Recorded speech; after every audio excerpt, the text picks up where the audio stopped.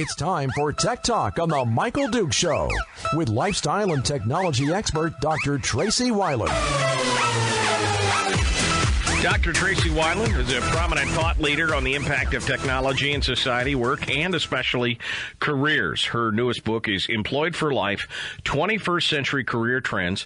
She's appeared on Fox and CBS, and more importantly, she's appeared on the Michael Duke Show every other week since I grabbed the helm here. So we appreciate her coming on today. She's here to talk about career predictions for 2015 in a digital world.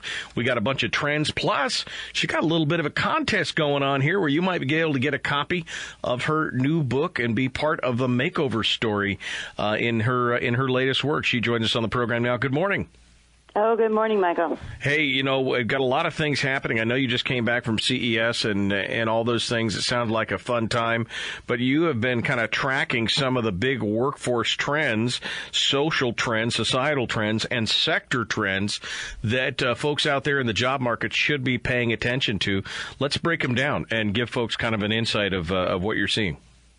Sure. So I look at, what kind of trends that people may not be thinking about that are creating new jobs or new job opportunities.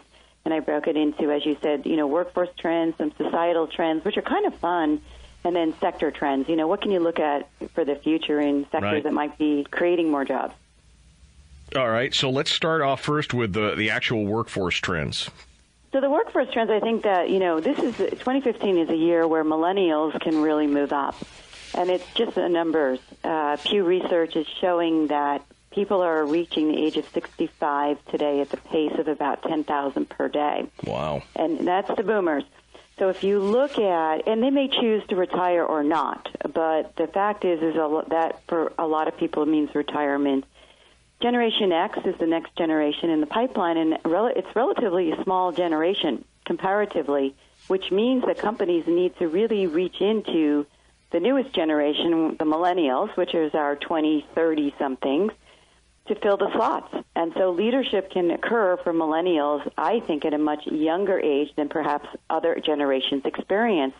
They're smart, they're technical, but if you have the drive and energy and raise your hand for opportunities, I think you can have it. So if you've got it, you can move forward and grab that leadership role a lot sooner than expected.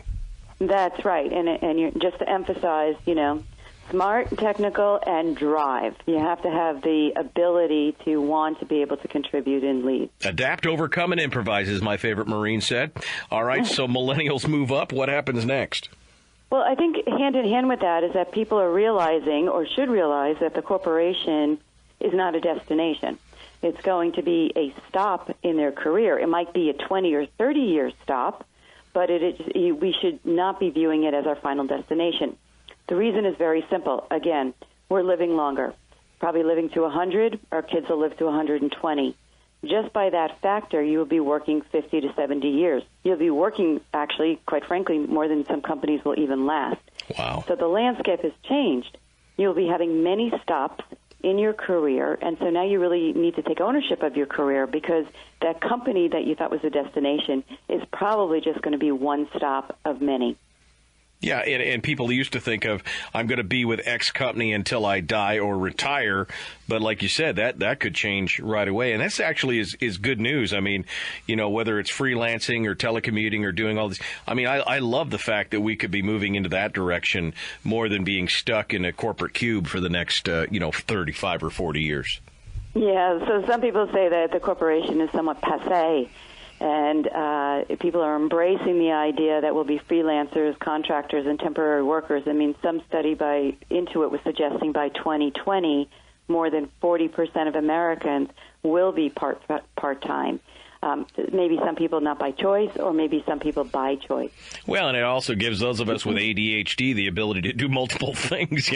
I want to work on a bunch of different projects. I can do a bunch of different part-time stuff, be happy, still make a good, or if not more money by diversifying myself in that way. Yes, and I think that's a big shift. It's really starting to look at your career as a portfolio of projects, stops. How am I going to finance it? How am I going to make money? It's very different than walking in and saying, okay, here's the company, one stop. I rely on you to take care of me for life. That's just not happening anymore. All right. The corporation's not a stop. What's next? Well, I'm concern that people are, as Bill Gates has really been talking about a lot, is the realities of software. Software really creating jobs, and then software really replacing or displacing jobs. And I think people need to be aware that software is getting increasingly more intelligent. Everything from autonomous cars to drones to artificial intelligence being able to, quickly calculate out thousands of data points so much faster than we can. So I think people need to keep on top of software and different technology developments in their industry so that they don't, lose out. I get it. I think I should insert the Insidious Terminator cutscene in here somewhere about artificial intelligence worrying me. That's all the workforce trends. What about societal trends? I mean, that's kind of some of the fun stuff that we can learn from. Well, first is, we've become a demand society. Americans are saying they're not using their vacation time, they're not spending time with their kids, and they're not sleeping. And entrepreneurs are responding. And they're creating on-demand music, on-demand shipping, on-demand shopping, on-demand food with food trucks, and even on-demand dating through Match.com.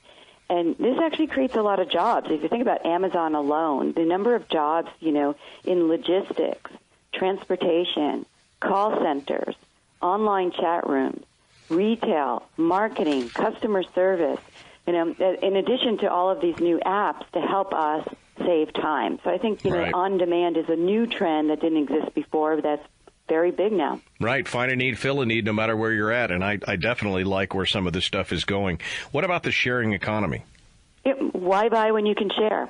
When you think about it, do you really need a house anymore? Or if you have a house, you can actually rent it out or share it using Airbnb.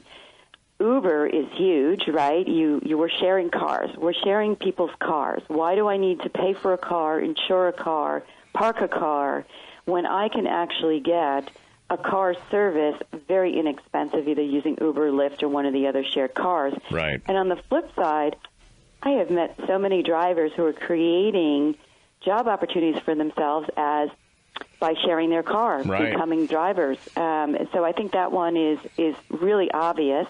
But, we share our bikes, we share our clouds. I even shared a Christmas tree this year. So sharing is a big opportunity. Oh, yeah, I see these guys, too. They're making good money. I know, was it like $90,000, $100,000 a year for Uber drivers in New York? It's not a little deal anymore. No, I can't tell you, because I use Uber now everywhere I travel. It's just more efficient for me. And I meet driver after driver who said, I was transitioning out of a job. I didn't know what to do. And someone said, why don't you become, a driver for Uber or Lyft and share your car, if it meets the parameters and you have the right background, of course. And they said, it's just fitting in. It creates all this flexibility, extra income and cash. Right. Sometimes I just use it as a one-way ride to the city to pick up gas money.